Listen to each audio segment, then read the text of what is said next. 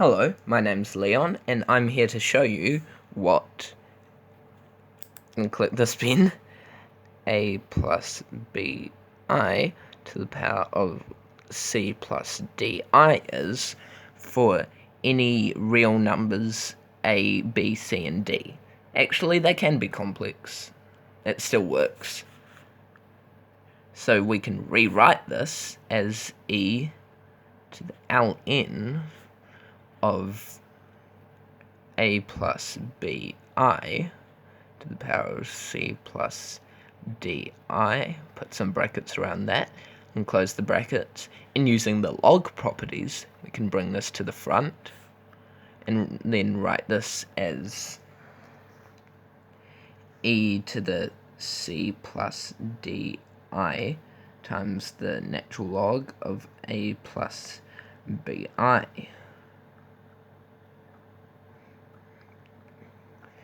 Now, Black Pen Red Pen, who is a maths YouTuber, showed what this is in one of his videos. The video was called sign of question mark equals 2, and it was titled, no, that was the thumbnail, and sign of z is equal to 2 is the title.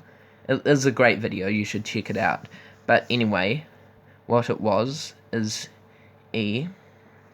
Oh, that was equal to, let's write the c plus di, and then let's write this was equal to the natural log of the absolute value of a plus bi plus I theta, where absolute value of a plus bi, let's draw a little complex plane here, say that's the point, that length is a, that length is b.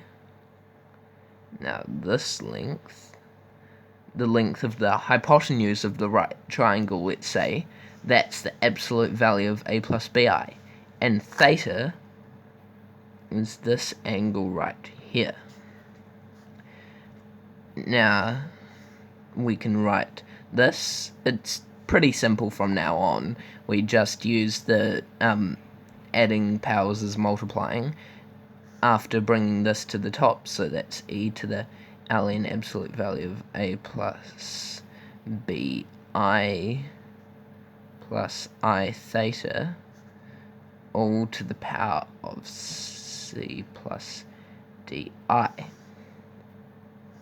Now we can rewrite this as e to the ln absolute value of a plus bi plus I theta, no, not plus I theta, times e to the I theta to the power of c plus di. And using the same property of exponentials, that adding exponentials is the same as multiplying with the same base, we can write this as e to the natural log absolute value of a plus bi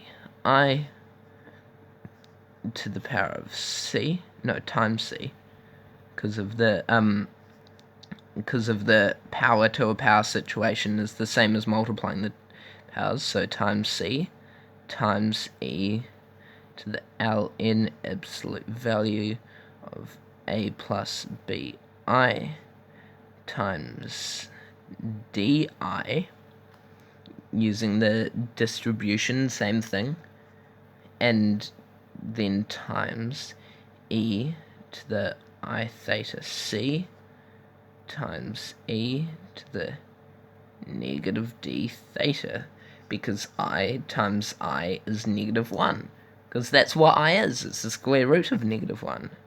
And then you can rewrite this as absolute value of a plus bi to the power of c, and then the rest is the same, so I'll just put a little box around this and say that that goes there, and then we're done.